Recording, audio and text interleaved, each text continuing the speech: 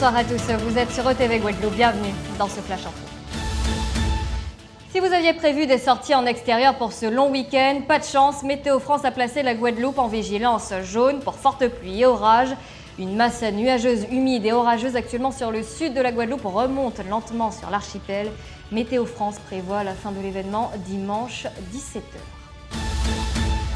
Nous restons toujours du côté de l'environnement, ça bouge pas mal du côté des Saintes. L'Observatoire volcanologique et sismologique de Guadeloupe a enregistré depuis jeudi une série de petits séismes à 4 km au sud de l'archipel des Saintes. Peu profond, épicentre entre 2 et 8 km de profondeur. Ces séismes ont pu être légèrement ressentis par la population à Terre de Bas et Terre de Haut. L'épicentre a été localisé à 4 km au sud-est de Terre de Bas, à 6 km de profondeur.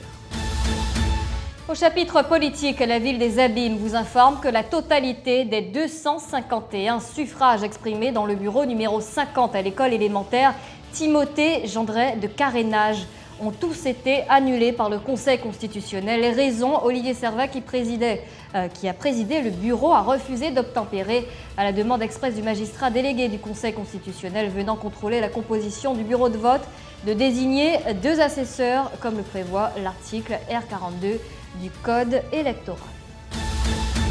Politique toujours sur le plateau du journal de 20h de France 2 ce vendredi. Nicolas Dupont-Aignan, leader de Debout la France, a annoncé son soutien à Marine Le Pen pour le second tour de la présidentielle. Il a rencontré la leader du Front National ce vendredi et a conclu un accord de gouvernement avec elle. Il a également indiqué, selon lui, Marine Le Pen n'était pas d'extrême droite. Fin de citation.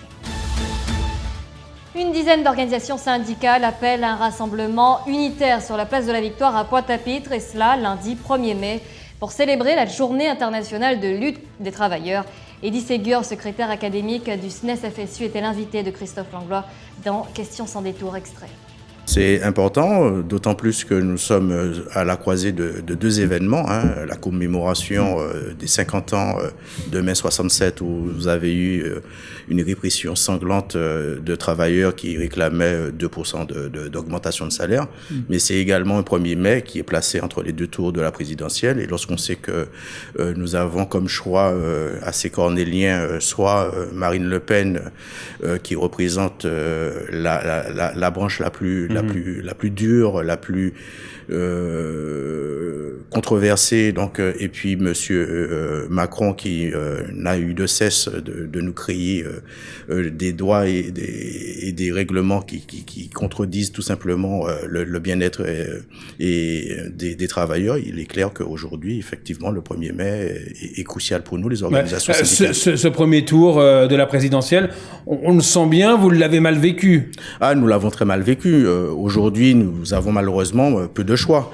Nous devons faire front et faire Vous tout. l'expliquez comment, finalement, que vous n'ayez pas de choix, que vous vous retrouviez dans aucun programme aujourd'hui? Mais je crois tout simplement qu'aujourd'hui, pendant pratiquement 30 ans, nous avons subi des politiques de casse de services publics, des politiques de régression en matière de droits et de conditions de travail. Et donc, aussi bien de la droite que de la gauche? Aussi bien de la droite que de la gauche. Et malheureusement, nous avons une population qui a exprimé fortement sa colère, l'a exprimé malheureusement en votant fortement pour Marine Le Pen, alors que nous pensions qu'il y avait sûrement des offres beaucoup plus judicieuses à faire. Alors, si je vous dis une offre plus judicieuse, celle de Jean-Luc Mélenchon? Ou celle de Benoît Hamon, par exemple. Je pense qu'aujourd'hui, une vraie politique de gauche pouvait amener peut-être de l'espoir, pouvait amener d'autres voies pour les travailleurs, et pour les fonctionnaires, pour l'ensemble des travailleurs, de façon générale.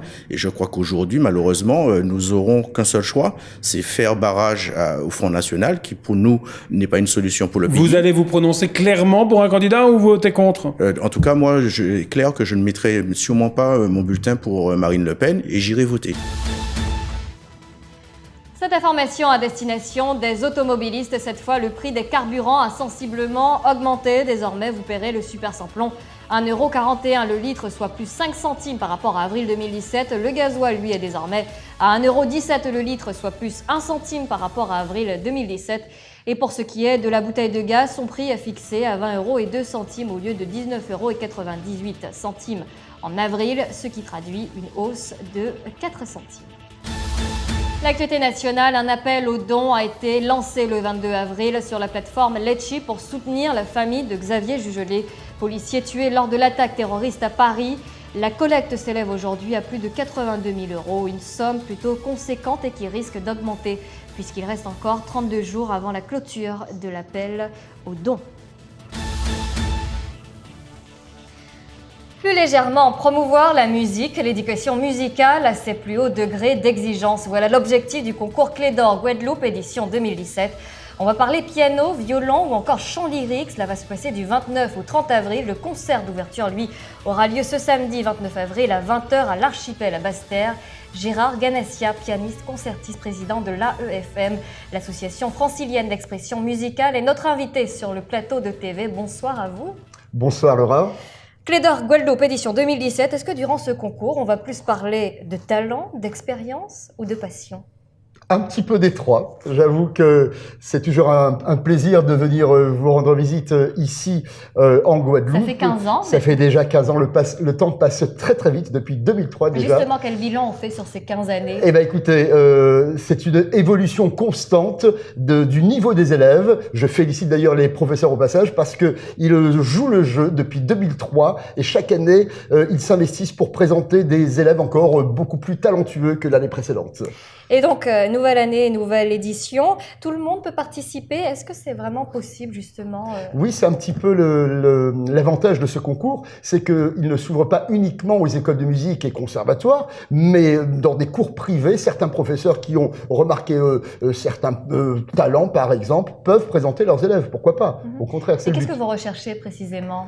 Eh bien, la pépite, parce que, pour ne rien vous cacher, je suis mandaté par France 2, par l'émission Prodige, qui a lieu chaque année en décembre. Comme vous le savez, c'est la 4e édition cette année, et nous sommes actuellement dans la période de casting. Donc, la direction de France 2 m'a demandé, écoutez, Gérard Ganassia, vous allez aux Antilles, profitez d'essayer de nous dégoter quelques talents rarissimes, parce que on veut les faire participer au casting. Et justement, ces talents rarissimes, est-ce que vous les avez déjà trouvés, ou est-ce que vous avez déjà peut-être une idée ?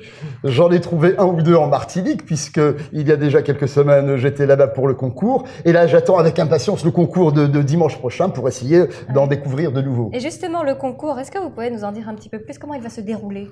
Eh bien, écoutez, il va se dérouler sur toute la journée de dimanche. Il va y avoir 6 disciplines. Le piano, vous l'avez dit, mais le violon, la guitare, également la flûte, le chant lyrique et aussi la batterie. Alors voilà, nous allons auditionner environ 60 candidats et nous allons décerner le fameux trophée Clé d'Or au meilleur de chaque catégorie.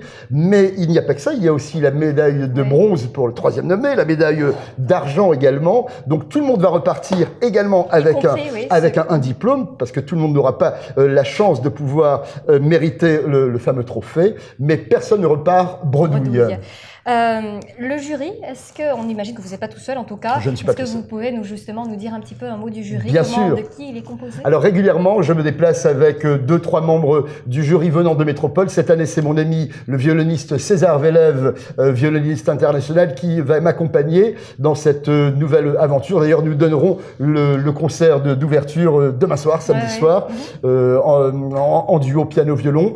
Mais quelquefois, lorsqu'il y a du chant lyrique, je fais venir des amis artistes lyriques, et dimanche, ce sera l'occasion de d'inviter Jean-Loup Pagési, qui est une figure internationale, mais que vous connaissez très bien ici en Guadeloupe.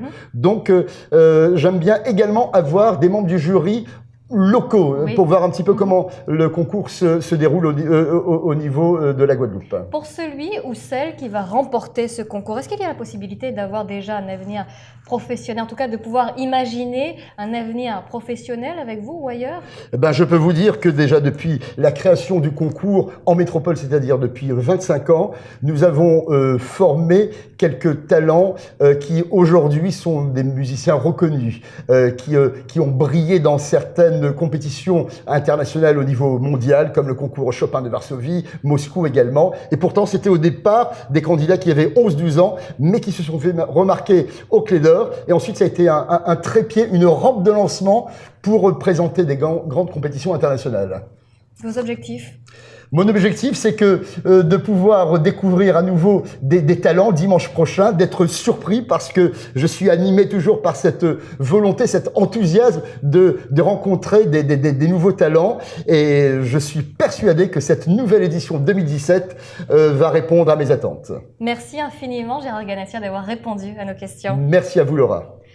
Voilà, c'est la fin de cette édition. Je vous retrouve la semaine prochaine pour de nouveaux flashs. Je vous souhaite de passer une excellente soirée avec les programmes de TV Guadeloupe et merci de votre fidélité.